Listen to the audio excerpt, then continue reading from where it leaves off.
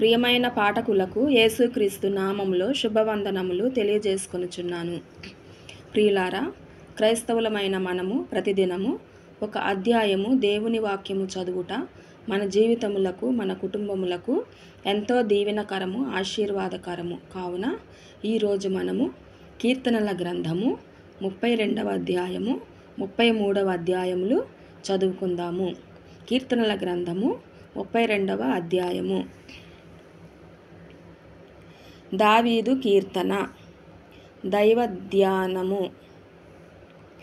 తన అతిక్రమములకు పరిహారము నొందినవాడు, తన పాపమునకు ప్రాయచిత్తము నొందినవాడు ధన్యుడు. యెహోవా చేత నిర్దోషి అని ఎంచబడినవాడు, ఆత్మలో కపటము లేనివాడు ధన్యుడు. నేను మౌని అయి ఉండగా దినమంతయు నేను చేసిన నా ఆర్తధ్వని వలన నా ఎముకలు క్షీణించినవి. దివారాత్రులు నీ చెయ్యి నా మీద బరువుగా ఉండెను. నా సారము వేసవి కాలమున ఎండినట్టాయెను.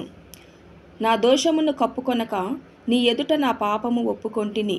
యెహోవా సన్నిధిని నా అతిక్రమములు ఒప్పుకొందుననుకొంటిని. నీవు నా పాపదోషమును పరిహరించియున్నావు. కావున నీ దర్శన కాలమందు భక్తిగల వారందరూ నిన్ను ప్రార్థన చేయుదురు. విస్తార జలప్రవాహములు పొరలి వచ్చినను నిశ్చయముగా అవి వారి మీదికి రావు. నా దాగుచోటు నీవే, శ్రమలో నుండి నీవు నన్ను రక్షించెదవు. విమోచన గానములతో నీవు నన్ను ఆవరించెదవు. నీకు ఉపదేశము చేసెదను, నీవు నడవవలసిన మార్గమును నీకు బోధించెదను. నీ మీద దృష్టి ఉంచి నీకు ఆలోచన చెప్పెదను. బుద్ధి జ్ఞానములు లేని గుర్రము వలెనైనను, కంచరగాడిద వలెనైనను మీరు ఉండకుడి. అవి నీ దగ్గరకు తేబడునట్లు వాటి నోరు వారుతోనూ కళ్ళెముతోనూ బిగింపవలెను. భక్తిహీనులకు అనేక వేదనలు కలుగుచున్నవి. యెహోవా యందు నమ్మికయుంచు వానిని కృప ఆవరించుచున్నది. నీతిమంతులారా, యెహోవాను బట్టి సంతోషించుడి, ఉల్లసించుడి. యథార్థ హృదయులారా, మీరందరూ ఆనందగానము చేయుడి. కీర్తనల గ్రంథము 33వ అధ్యాయము చదువుకుందాము. నీతిమంతులారా, యెహోవాను బట్టి ఆనందగానము చేయుడి. స్తుతి చేయుట యథార్థవంతులకు శోభస్కరము. సితారాతో యెహోవాను స్తుతించుడి. 10 తంతుల స్వరమండలముతో ఆయనను కీర్తించుడి. ఆయనను గూర్చి నూతన కీర్తన పాడుడి. ఉత్సాహధ్వనితో ఇంపుగా వాయించుడి. యెహోవా వాక్యము యథార్థమైనది. ఆయన చేయునదంతయు నమ్మకమైనది. ఆయన నీతిని న్యాయమును ప్రేమించుచున్నాడు. లోకము యెహోవా కృపతో నిండియున్నది. యెహోవా వాక్కు చేత ఆకాశములు కలిగెను. ఆయన నోటి ఊపిరి చేత వాటి సర్వసమూహము ఆయన నోటి ఊపిరి చేత వాటి సర్వసమూహము కలిగెను. సముద్ర జలములను రాశిగా కూర్చువాడు ఆయనే. అగాధ జలములను కొట్లలో కూర్చువాడు ఆయనే. లోకులందరూ యెహోవా యందు భయభక్తులు నిలుపవలెను. భూలోక నివాసులందరూ ఆయనకు వెరవవలెను. ఆయన మాట సెలవీయగా దాని ప్రకారమాయెను. ఆయన ఆజ్ఞాపింపగానే కార్యము స్థిరపరచబడెను. అన్యజనముల ఆలోచనలను యెహోవా వ్యర్థపరచును. జనముల యోచనలను ఆయన నిష్ఫలములుగా చేయును.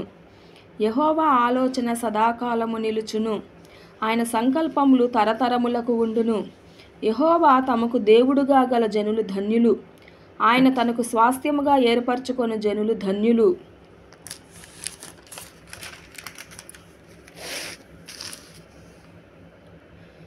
యెహోవా ఆకాశంలో నుండి కనిపెట్టుచున్నాడు. ఆయన నరులందరినీ దృష్టించుచున్నాడు. తానున్న నివాస స్థలములో నుండి భూలోక నివాసులందరి వైపు ఆయన చూచుచున్నాడు. ఆయన వారందరి హృదయములను ఏకరీతిగా నిర్మించినవాడు.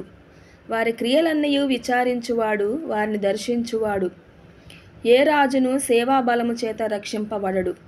ఏ వీరుడును అధిక బలము చేత తప్పించుకొనడు. రక్షించుటకు గుర్రము అక్కరకు రాదు. అది దాని విశేష బలము చేత మనుషులను తప్పింపజాలదు.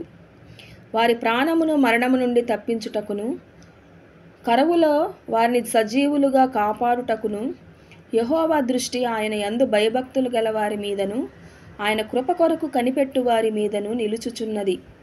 మనము యెహోవా పరిశుద్ధ నామమందు నమ్మికయుంచియున్నాము. ఆయనను బట్టి మన హృదయము సంతోషించుచున్నది. మన ప్రాణము యెహోవా కొరకు కనిపెట్టుకొనుచున్నది. ఆయనే మనకు సహాయమును మనకు కేడెమునై ఉన్నాడు. యెహోవా, మేము నీ కొరకు కనిపెట్టుచున్నాము, నీ కృప మా మీద ఉండునుగాక. ఆమేన్.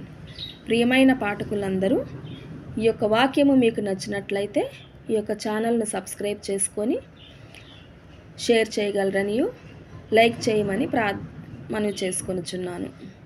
ఆమేన్.